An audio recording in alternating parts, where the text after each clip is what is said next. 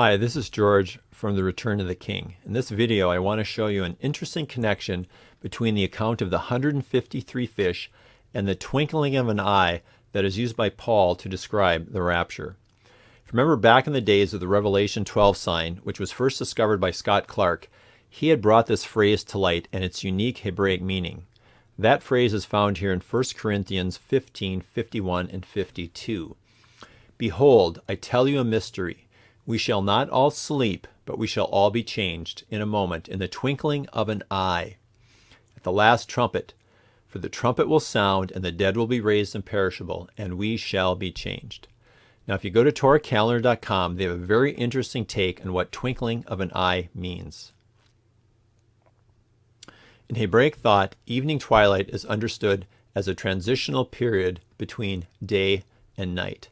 It is currently understood that it is evening twilight as long as two stars of medium magnitude are visible, but it is night upon the appearance of a third star of medium magnitude.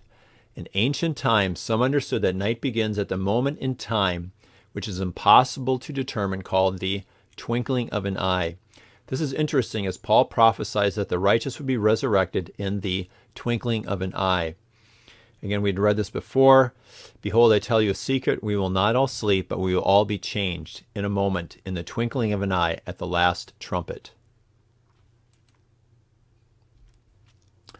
The twinkling of an eye is that moment when you go from light to darkness.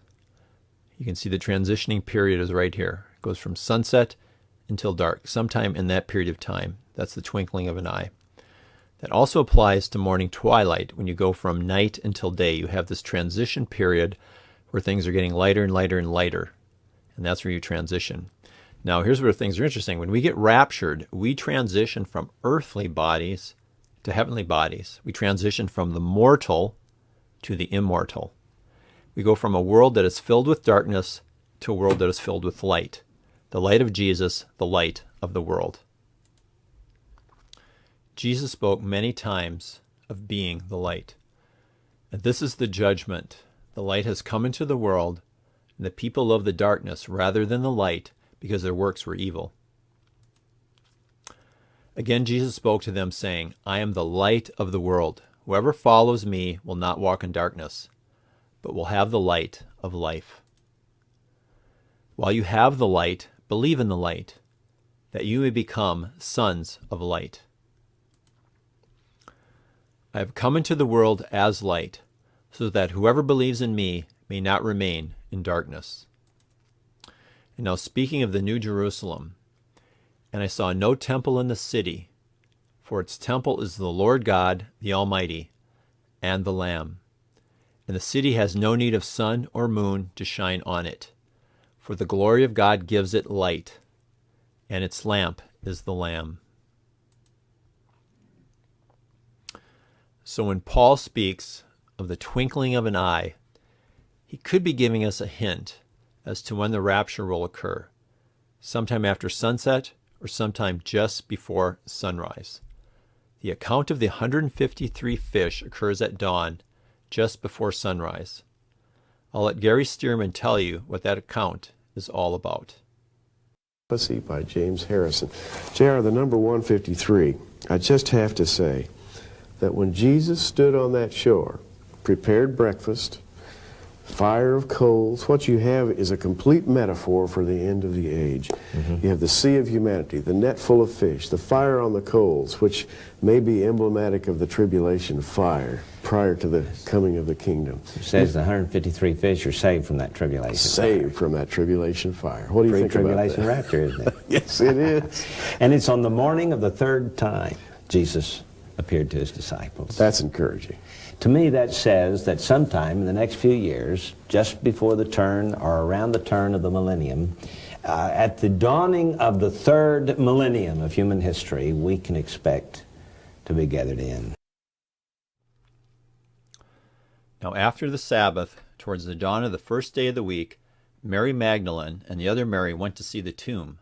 And behold, there was a great earthquake, for an angel of the Lord descended from heaven, and came and rolled back the stone and sat on it. His appearance was like lightning, and his clothing white as snow. From these verses, we can see that dawn is the most likely time that Jesus rose from the dead, but there's more evidence that it's dawn. For just as Jonah was 3 days and 3 nights in the belly of the great fish, so will the Son of Man be 3 days and 3 nights in the heart of the earth. So from this verse, we can see that Jesus was in the tomb for 3 days and 3 nights. Jesus is on the cross on the afternoon of the 14th of Nisan. He dies in the afternoon and is put in the tomb before sunset. This is day 1 of the 3 days that Jesus spoke of, Thursday. The following day, the 15th of Nisan, is a high Sabbath. So we have night 1 and day 2, and it's a Friday. The next day is the 16th of Nisan, and it's a regular Sabbath. It's night 2 and day 3. The 3 days have now been fulfilled, and this is a Saturday. The 17th day is the first day of the week, the fulfillment of what Jesus said, 3 days and 3 nights is fulfilled at dawn. It's at the time when the night turns into the day, that period of time that is known as the twinkling of an eye. Now back to the account of the 153 fish. Just as day was breaking, Jesus stood on the shore, yet the disciples did not know that it was Jesus. He said to them, "Cast the net on the right side of the boat, and you will find some." Why the right side of the boat? It's because the harvesters of the fish are the disciples. At the time of the rapture, Jesus will be the one harvesting the saints. If we look in the heavens, this is what we see. On the morning of the rapture, just before daybreak, you see the bright morning star, which is Jesus, is in the constellation of Aries Tale, which in Hebrew means the Lamb. Pisces represents the Christian. The early Christians were called Pisces and Ichthus. Pisces is to the right of the Lamb. The fish are on the right side of the harvester, which is Jesus, just like in the account of the 153 fish. In the account of the sheep and goat judgment, Jesus will place the sheep on the right, and he's going to place the goats on the left. Salvation goes to those who are on the right of the Lamb, and then judgment to those who are on the left of the Lamb. And in the heavens you see Christ the Judge on the left in the constellation of Taurus. Now the story in the heavens reads from right to left, just like the Hebrew written language. The Christian is taken out before the judgment begins, and that would be the tribulation. The ancient Jews believed that the moon represented the Messiah. The moon can also represent the bride of Christ. When we become believers in Christ, we become one with him. The moon, being the bride, comes from Joseph and his dream of the moon and stars bowing to him. The moon representing his mother, who once was a bride.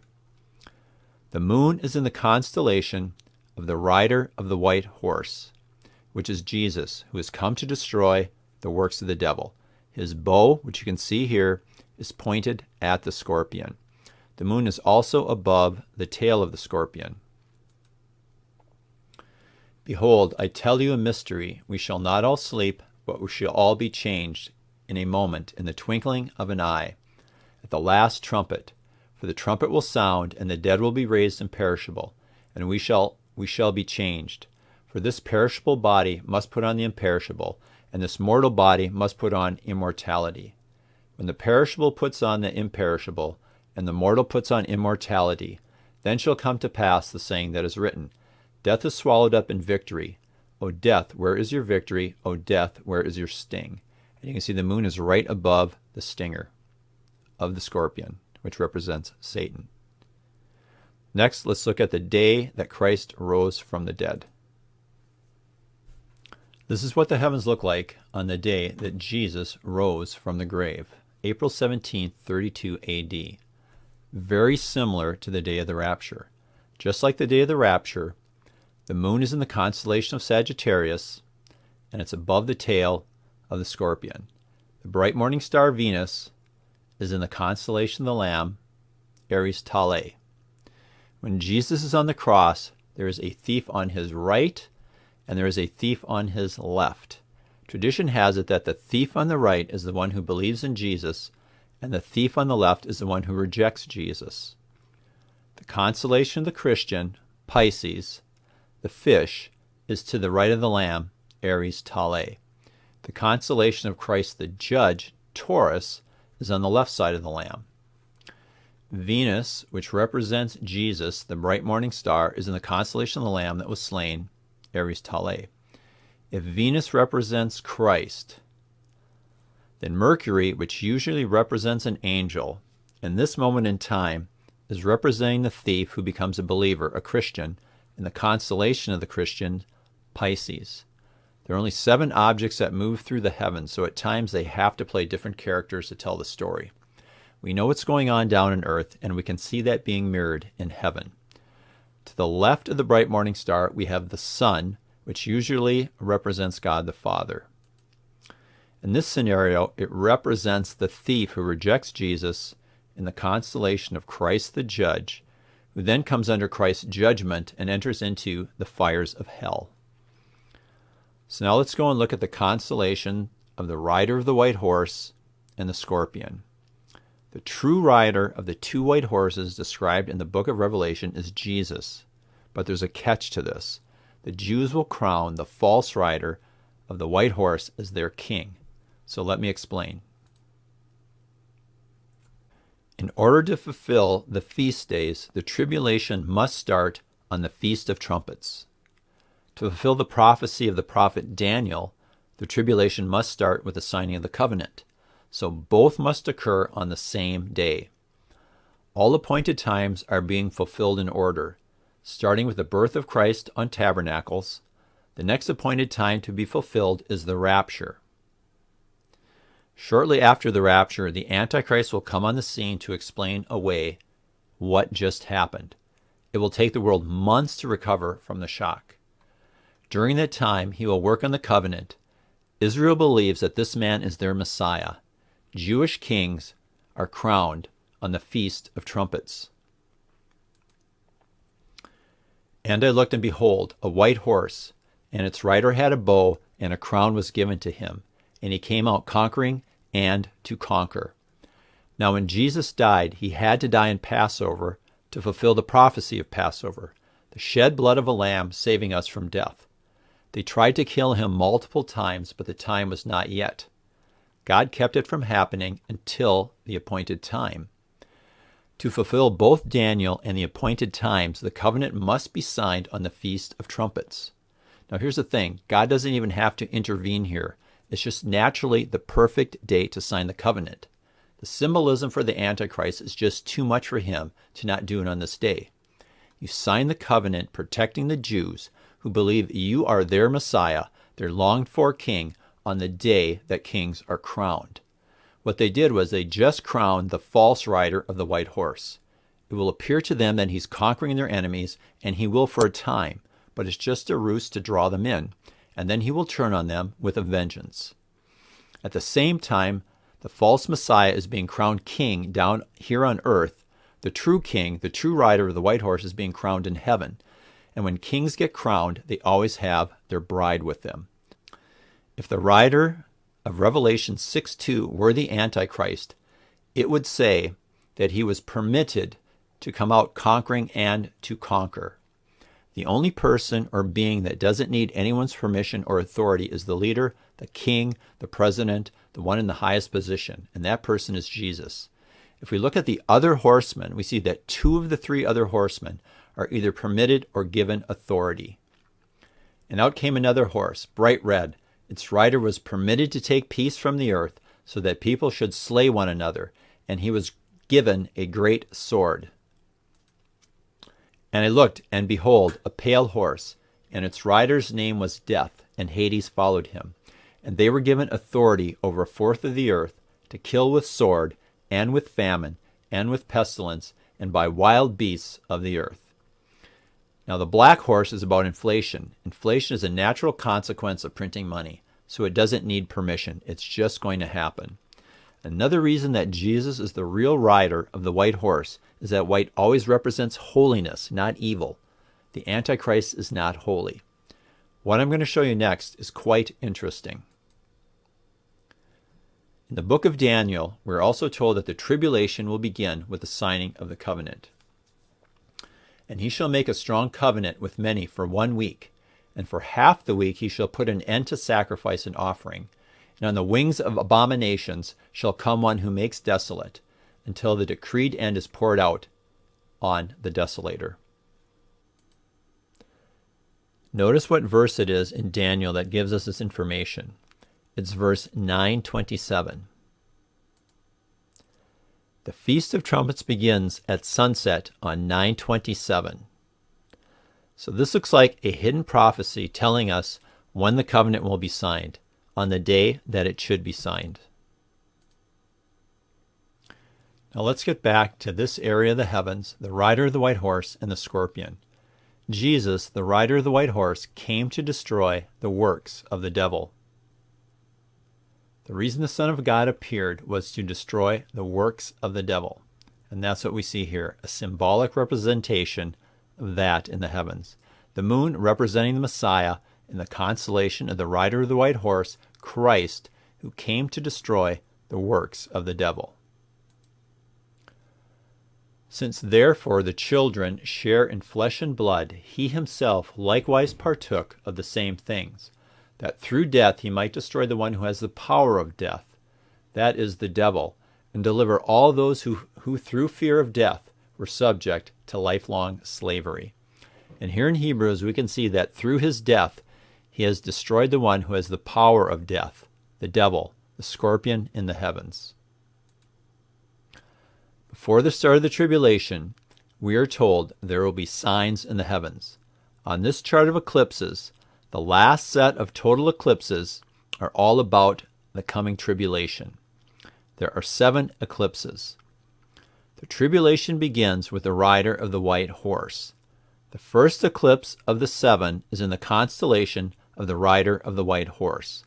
The second eclipse is in front of the horns of Taurus, Christ the judge who is coming to destroy the works of the devil.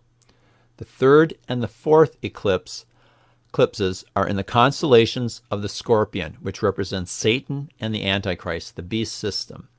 The fifth eclipse is in front of the horns of Taurus, Christ the judge who is coming to destroy the works of the devil. The sixth eclipse is in the constellation of the scorpion, again, which represents Satan and the Antichrist and the beast system.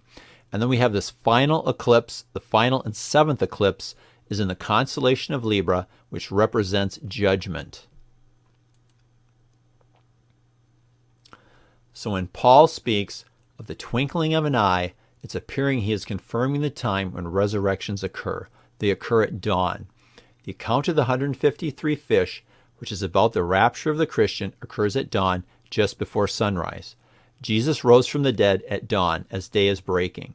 The view of the heavens on the day of the rapture and the day that Christ rises from the grave are very similar in typology and symbolism. In the account of the 153 fish, Jesus is telling us he's coming some year on the 15th day of the 3rd month on the Jewish calendar. When Paul tells us we will be changed in the twinkling of an eye, he's confirming this. The imagery and typology is consistent with what we find throughout the Bible. It is at dawn that we transition from darkness of night to the light of day. It will be at dawn that we transition from the mortal to the immortal. It was at dawn that Jesus rose from the grave, conquering death, from death to life, everlasting for those who believe from their hearts in Jesus. The key to knowing Jesus is coming soon for his bride is the Revelation 12 sign. From the last blood moon in the blood moon tetrad, it is 726 days. Strong 726 is the word harpazo, rapture. From the Revelation 12 sign to the 15th day of the 3rd month, it just happens to be 1,726 days to the 15th day of the 3rd month on the Jewish calendar. To understand what this chart is all about, click on the link that appears. I just want to thank you all for watching. I pray that God gives you the strength, the courage, and faith to make it through these final days. God bless you all. I look forward to meeting you all in the air very, very soon.